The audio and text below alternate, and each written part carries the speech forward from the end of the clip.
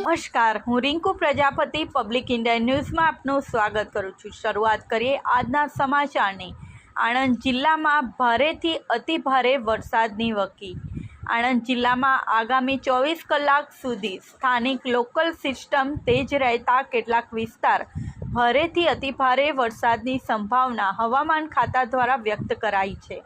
હવામાન વિભાગ દ્વારા આણંદ પંથકને ઓરેન્જ એલર્ટ જાહેર કરાયું છે, જ્યારે ખેડામાં યલો એલર્ટ જાહેર કરવામાં આવતા આગામી 24 કલાક સુધી હળવાથી મધ્યમ વરસાદ પડવાની સંભાવના છે, જ્યારે આગામી 3 દિવસ સુધી વરસાદી માહોલ રહેશે, જ્યારે ઓગસ્ટના પહેલા સપ્તાહમાં વરસાદ વિરામ લે તેવી સંભાવના હવામાન ખાતા દ્વારા વ્યક્ત કરાઈ છે। આણંદ કૃષિ હવામાન વિભાગ દ્વારા સોમવારે આણંદ જિલ્લામાં કેટલાક તાલુકામાં ભારે વરસાદની સંભાવના વ્યક્ત કરાઈ છે। રવિવાર સાંજથી આણંદ પંથકમાં કાળા ડિબાંગ વાદળો ઘેરાયેલા જોવા મળ્યા છે।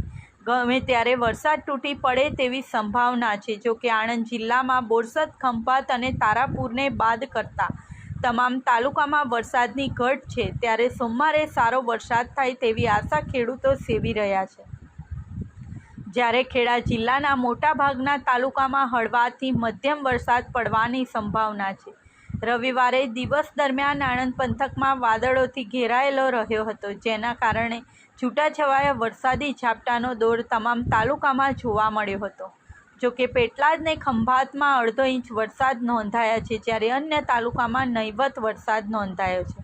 આ સાથે આજના સમાચારને અહીં સમાપ્ત કરીએ છીએ।